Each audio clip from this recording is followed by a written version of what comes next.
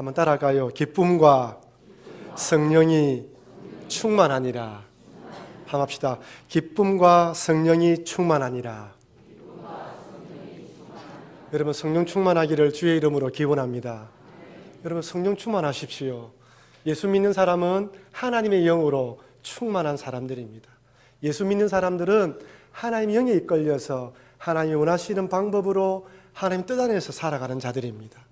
세상 사람들은 세상의 환경과 상황에 따라서 일희일비하지만 우리 예수 믿는 사람들은 환경과 여건이 아니라 하나님 뜻 안에서, 하나님 말씀 안에서 하나님을 바라보며 기뻐하고 찬송할 수 있는 자들입니다. 사실 저는 이렇게 성령님에 대해서 오늘 6주째 살펴보고 있는데 성령님에 대해서 이렇게 길게 설교할 의도는 없었습니다. 하지만 말씀을 준비하며 기도하는 가운데 성령님께서 계속 이 본문을 가지고 말씀을 증거하기 원하셔서 순종하는 마음으로 말씀을 전합니다. 그러니 여러분, 이 말씀을 인간이 주는 말씀으로 받지 마시고 하나님의 말씀을 받으셔서 성령 안에서 기쁨을 누리시길 주의 이름으로 축원합니다. 우리는 계속해서 성령님에 대해서 6주째 살펴보고 있습니다. 지난주에는 성령 충만함의 결과에는 두 얼굴이 있다고 말씀드렸습니다. 성령 충만함으로 베드로처럼 한번 설교할 때 놀라운 회심의 능력, 회심의 경험을 또 발견할 수 있는 그런 얼굴이 있고, 스데반처럼 돌에 맞아 순교당하는 그런 얼굴도 성령의 충만의 두 얼굴 중에 한 얼굴이고 또 다른 얼굴이라고 말씀드렸습니다. 그래서 성령 충만함을 결과론적인 관점에서 보지 말고 태도와 자세로 보자고 말씀드렸습니다. 베드로처럼 성령 충만하여 하나님의 능력이 나타나는 그 현장에 교만하지 않고 겸손한 자세, 그리고 또한 스데반처럼 하나님의 말씀을 증거하였지만 돌에 맞아 순교당하는 그 현장에 있다 할지라도 하나님의 영광과 부활을 바라보고 부활하신 예수님을 바라보고 또한 자신을 향해 돌을 던지는 자들을 향해서 용서하는 이런 자세가 성령 충만함의 결과라고 말씀드렸습니다. 자세라고 말씀드렸습니다. 오늘도 계속해서 성령 충만할 때 나타나는 또 다른 모습에 대해서 살펴보면서 서로 은혜를 나누도록 하겠습니다. 지난 2011년 3월에 일본의 미야키현 센다이 동쪽 해역에서 진도 9.0 지진이 발생하면서 쓰나미가 일본을 덮쳤습니다. 지진이 일어나자마자 일본의 방송사 헬기가 하늘로 떠서 현장에 날아가서 마치 벽처럼 서서 쓰나미가 몰려오는 것을 다 촬영을 했어요. 그때 그 쓰나미가 엄청 빠른 속도로 해안가에 있는 집들과 건물을 덮쳐서 순식간에 초토화를 시켰습니다. 집들은 떠내려가고 사람들이 물살에 휩쓸렸지만 어떻게 도울 방법이 없어서 발만 동동 굴리고 지켜만 보고 있었습니다. 이 쓰나미로 많은 사람들이 죽거나 다쳤을 뿐 아니라 수많은 이재민들이 발생했고 실종자도 많이 발생했습니다. 많은 집들과 건물들이 완파되기도 하고 반파되기도 하고 더 이상 쓸 수가 없는 상태가 되었죠. 제가 이때의 영상을 보면서 깜짝 놀란 것은 두 가지인데, 첫 번째는 쓰나미가 이렇게 무섭구나. 참 많은 재앙 중에 지진도 있고 폭풍도 있고 태풍도 몰려오지만 쓰나미가 이렇게 무섭구나라는 것을 우리가 생생하게 알게 되었습니다. 그 아무리 청담장비와 대비책을 세운다 할지라도 높은 곳으로 도망치는 것 외에는 인간이 할 수 있는 것이 아무것도 없었습니다. 떠내려가는 집을 붙들어 맬 수도 없고 물살에 휩쓸려서 차가 파도로 떠내려가는데 아무리 엑셀레이터를 밟고 브레이크를 밟아도 차가 제어가 되지 않는 거예요. 정말 무섭더군요. 쓰나미가 이렇게 무섭다, 우리가 생생하게 알게 되었습니다. 두 번째는 일본의 방송사였습니다. 지진이 일어나고 쓰나미 경보가 울리자마자 바로 헬기로 그 현장을 방송 카메라로 다 찍어서 전 세계 사람들이 이 쓰나미가 얼마나 무서운지 똑똑히 알 수 있도록 또 경각심을 심어주었습니다.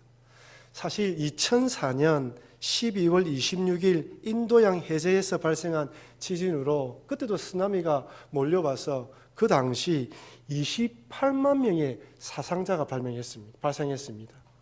하지만 그 당시에는 방송국에서 찍지도 않았고 관광객들이 휴대폰으로 찍은 영상들이 다였습니다. 야, 쓰나미로 많은 사람들이 죽었구나라고 정도만 생각했지 이만큼 쓰나미가 무섭다라고 사람들은 생각하지 않았어요. 하지만 이번에 2011년도에 일어났던 그 쓰나미를 통하여서 많은 사람들이 경각심을 가지게 되었습니다. 저는 요즘 새벽마다 사도행전을 묵상하고 또한 기도하면서 성령의 역사가 마치 쓰나미처럼 온 땅을 휩쓸고 있는 큰 감동을 받고 있습니다. 아무리 복음을 전하지 못하도록 매로 때리고 박해하며 방해한다 할지라도 복음은 결코 중단되지 않고 온 땅에 두루 퍼져갑니다. 마치 쓰나미가 집이나 자동차를 통째로 집어삼키듯 밀고 올라가는 것처럼 그 어떤 장애물도 한 번 시작된 이 복음의 능력, 확장되기 시작하는 이 복음의 능력을 중단시키거나 멈출 수가 없는 거예요. 오늘 본문을 보십시오. 바울과 바나바가 비시디의 안디옥에 도착하여 복음을 전하자 많은 사람들이 복음을 받아들입니다. 사도행전 13장 43절입니다. 회당의 모임이 끝난 후에 유대인과 유대교에 입교한 경건한 사람들이 많이 바울과 바나바를 따르니 두 사도가 더불어 말하고 항상 하나님의 은혜 가운데 있으라 권하니라. 안디옥을 출발하여 1차 선교 여행을 떠난 바울과 바나바는 구브로 섬을 지나서 오늘 본문의 비시디아 안디옥에 도착했습니다. 이 도시는 주전 25년 로마 황제 아우구스투스 황제가 퇴역한 군인들을 위해서 건설한 도시예요. 이 도시에 가보면 이 도시 도시 중앙 언덕 위에는 아우구스투스 황제의 신전이 있고 그 신전에서 대각선 밑에 쪽으로 바라보면 유대교 회당이 있었다고 합니다. 또한 이 도시는 상수도 시설이 잘 되어 있어서 로마의 대중탕, 큰 목욕탕이 있었고 야외극장 그리고 화려한 건물들이 많이 지어져 있는 황제 도시 중에 하나였어요. 또한 주전 6년에는 아우구스투스 황제에 의해서 비아 세바스테 도로가 건설되면서 상업적으로도 아주 중요한 도시가 되었다고 합니다. 그러니 이 도시에 사는 유대인들이나 헬라인들이 어떤 수준의 사람인지 금방 알 수 있습니다. 이 도시에 바울과 바나바 일행이 도착하여 안식일 날 유대인 회당에 들어가서 복음을 전했는데 43절 말씀처럼 많은 유대인들과 유대교에 입교한 경건한 사람들이 바울과 바나바를 따르기 시작했고 그 다음 안식일에도 말씀을 전해주기를 간청해서 바울이 그렇게 하겠노라고 말을 했습니다. 오늘 본문에서 유대인들이라고 되어 있는 이 사람들은 전통 유대인들을 말해요. 하지만 유대교에 입교한 경건한 사람들은 헬라인으로 유대교에 입교한 이방인들을 말합니다.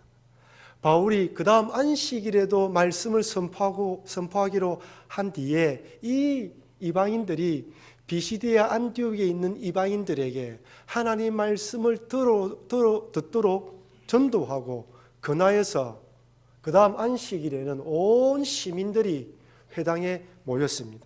44절 말씀입니다. 우리 다 같이 한번 읽어볼까요? 그 다음 안식일에는 온 시민이 거의 다 하나님의 말씀을 듣고자 하여 모이니. 여러분, 비시디의 안디옥은 자그마한 촌 동네가 아닙니다. 상업적으로 그리고 황제의 도시예요. 온 시민이 모였다는 말은 그 동네의 모든 사람들이 다 모였다는 말이 아니라 회당에 사람들이 들어갈 수 없을 만큼 많은 사람들이 회당으로 몰려왔다는 거예요. 바울의 말씀을 듣기 위해서, 하나님의 말씀을 듣기 위해서 몰려온 것입니다. 근데 특이한 점은 바울이 해당에서 말씀을 전한 이유는 1차적으로 유대인들을 전도하기 위함입니다. 유대인들은 구약에 전통할 뿐 아니라 메시아에 대한 이런 사상을 가지고 있기 때문에 십자가에 돌아가신 예수님이 우리가 바라보고 있던 그 메시아이고 구약에서 보내주기로 했던 그 하나님의 아들이라고 전하면 그 유대인들이 쉽게 받아들일 것이라고 생각하고 안식일마다 해당에 찾아가서 복음을 전한 거예요. 그런데 오늘 본문을 보면 비시디의 안디옥에 살고 있는 온 시민, 이방인들도 바울의 설교를 듣기 위해서 몰려들었고 바울의 설교를 들은 이방인들 중에서 많은 사람들이 예수님을 믿었습니다. 사도행전 13장 48절 말씀을 다 같이 읽어볼까요? 이방인들이 듣고 기뻐하여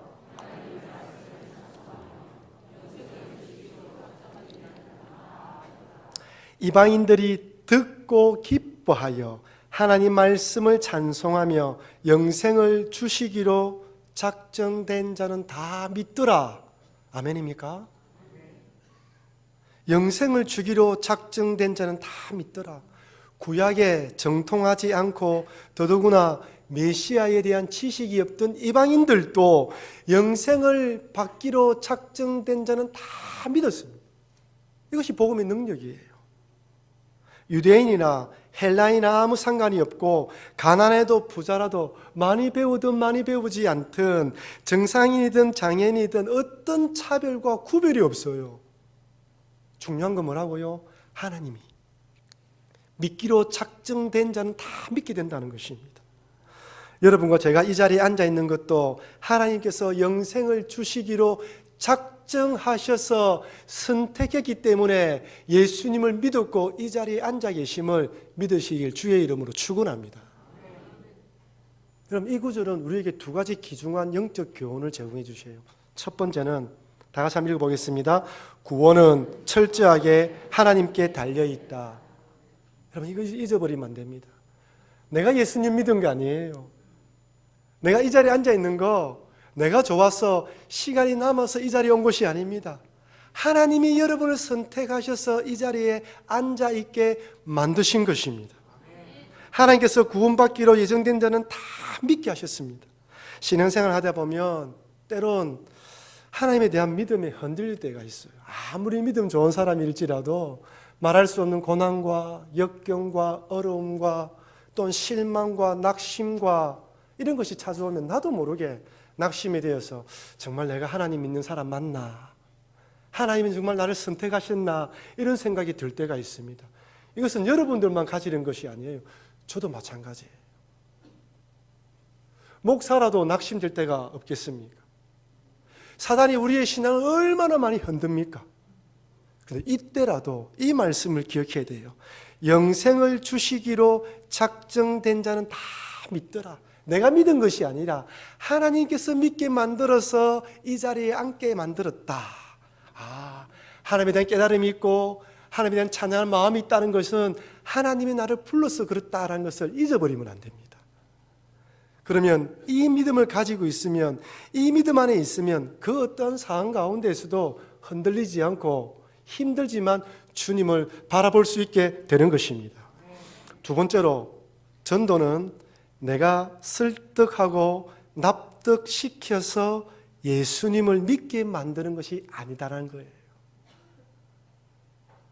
전도는 엄밀하게 말하면 구원받기로 작정된 자들에게 보냄을 받는 것입니다. 한번 따라할까요? 전도는 구원받기로 작정된 자들에게 보냄을 받는 것이다. 우리들은 누가 구원받을지, 누가 구원받지 않을지 몰라요. 또한 그 사람이 언제 마음문을 열지 우리는 모릅니다. 단지 구원받기로 작정된 자는 믿는다라는 믿음을 가지고 복음을 전하는 거예요. 때가 되고 또 하나님의 은혜가 있으면 우리가 한 번 전할 때 마음이 열리기도 하지만 또 세 번, 네 번 반복해서 찾아가서 그들에게 복음을 전함으로 하나님 때에 마음이 열리는 거예요. 그래서 결과는 철저하게 하나님께 맡기고 때를 얻든지 못 얻든지 복음을 전하는 것이 우리의 성도들의 사명임을 믿으시길 바랍니다. 우리 교회는 매주일마다 주일 전도팀이, 또 이번 주 목요일부터 정교인 전도가 시작되고 수요일 전도팀이 또 준비되고 달려가고 있습니다. 그리고 개인적으로 가정에서, 직장에서, 사업처에서 열심히 복음을 전하는 분들이 많이 있어요. 이렇게 복음을 전하다 보면 요즘 이전보다 훨씬 사람들의 마음이 강팍해진 것을 알 수 있습니다. 그래서 때로는 복음을 전하다가 마음이 상하기도 하고 힘든 경우를 만날 때도 있습니다. 하지만 믿기로 작정된 자, 영생을 주시기로 작정된 자는 반드시 믿는다는 이 사실을 잊지 마시고 때를 얻든지 못 얻든지 복음을 전하시는 여러분과 제가 되길 바랍니다. 바울과 바나바가 복음을 전하자 구원받는 자들이 생겨나는 반면 또한 시기하는 자들이 생겨났습니다. 45절 말씀입니다. 유대인들이 그 무리를 보고 시기가 가득하여 바울이 말한 것을 반박하고 비방하거늘.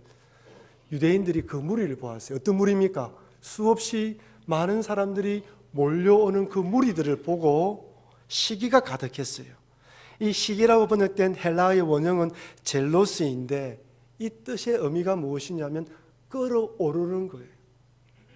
기분 나쁘고 마음이 상해서 부글부글 끌어오는 상태를 말합니다. 너무 적절한 표현이지 않습니까? 여러분, 시기와 질투심이 생기면 끌어오르지 않습니까? 저만 그렇습니까? 그렇다면 이렇게 시기한 유대인들이 누구입니까? 이들은 BCD의 안디옥의 유대교 지도자들이에요. 자신들이 회당에서 말씀을 선포하고 설교할 때는 이렇게 많은 사람들이 몰려오지 않았거든요. 그런데 어디서 온지도 모르는 바울이라는 사람이 말씀을 선포하자 그 다음 안식일에 수없이 많은 사람들이 몰려오기 시작하자 위기의식을 느낀 거예요. 나의 자리가 위태한 것은 아닐까? 기득권을 빼앗기는 것은 아닐까? 그리고 저렇게 많은 사람들이 예수님 믿으면 어떻게 하지라는 이런 불안한 마음 속에서 시기심과 질투심이 일어나서 바울을 적대적으로 대했던 것입니다. 이들은 사람들이 바울의 설교를 더 좋아하고 따르는 것을 보고 견딜 수가 없었던 것이에요. 그런데 여러분, 이 시기와 질투심이라는 것이 보통 누구를 대상으로 생깁니까? 저 다른 나라의 피부색이 다르고 언어가 다른 나라 사람들을 상대로 생깁니까? 아닙니다. 이 시기와 질투심은 나와 같은 직업에 있거나 같은 업에 종사하는 가장 가까이에 있는 사람들을 대상으로 생기는 거예요. 멀리서 생기는 것이 아닙니다. 영어에서 라이벌이라는 말은 같은 강을 두고 있다라는 뜻에서 나왔다고 합니다. 같은 강에서 생업하는 사람들끼리 라이벌이 된다는 거예요. 말씀을 전하는 유대인들이 말씀을 전하는 바울에 대해서 시기와 질투심을 가졌다시피 또한 국회의원들을 시기하고 공무원들이 공무원을 시기하고 의사가 의사를 시기하고 죄송하지만 목사가 목사를 시기합니다. 같은 업에 같은 일을 하시는 분들이 서로 시기하고 질투할 때가 있다는 거예요. 시기와 질투는 자기의 이익 그리고 기득권과 깊은 연관이 있기 때문에 사단이 한번 충동질을 하면 이겨내기가 쉽지 않아요. 저 사람이 잘 되면 나한테 손해가 올 것 같아서 또한 저 사람이 너무 잘 되는데 나는 왜 안 되지라는 마음 때문에 나도 모르게 시기와 질투심이 생기는 거예요. 사울왕을 한번 보십시오. 사울왕도 다윗에 대한 시기와 질투심이 가득해지자 다윗을 죽이려고 달려들지 않습니까? 다윗이 사울왕을 2번씩이나 죽일 수 있는 기회가 있었음에도 불구하고 살려주자 사울이 다윗을 바라보면서 눈물 흘리며 자기가 잘못했다고 용서를 빕니다. 하지만 또다시 이 시기심과 질투심이 발휘하자 또다시 다윗을 죽이려고 달려들지 않습니까? 그만큼 이 시기와 질투가 무서운 거예요. 내가 성령 충만하지 않으면 결코 이겨낼 수가 없는 것입니다. 믿음 안에 말씀 안에 꼭 붙들지 않으면 언제든지 이 본능에 휩쓸려 살아가게 되는 거예요. 근데 참 놀라운 것은 이 유대인들이 이 시기하고 질투했는데 이 시기와 질투가 지금 어떤 현장이 나타나고 있습니까? 성령의 강력한 역사로 많은 영혼들이 죽게 돌아오는 현장이 일어난다는 거예요. 한쪽에서는 하나님의 강력한 역사로 복음이 전해지고 있는데 한쪽에서는 시기와 질투심으로 죽이려고 달려든다는 거예요.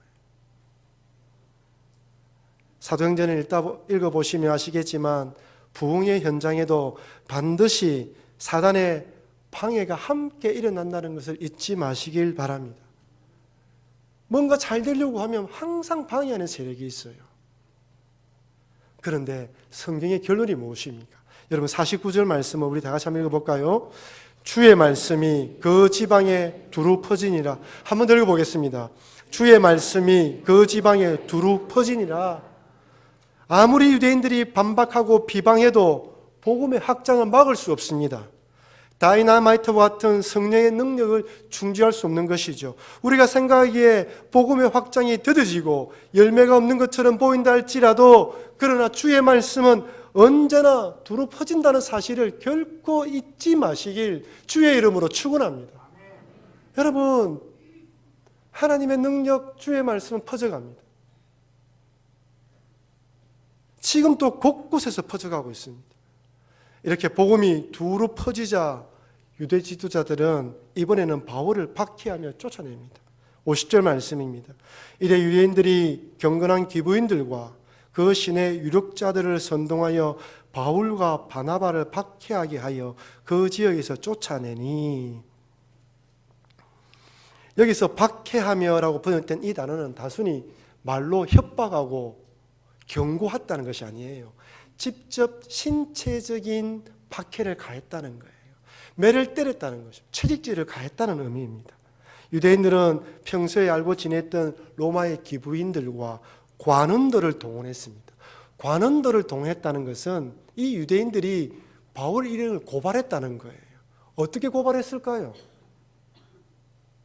아마 이들은 바울 일행들이 로마의 법을 어기면서까지 소란을 피운다라고 거짓 고발한 거예요.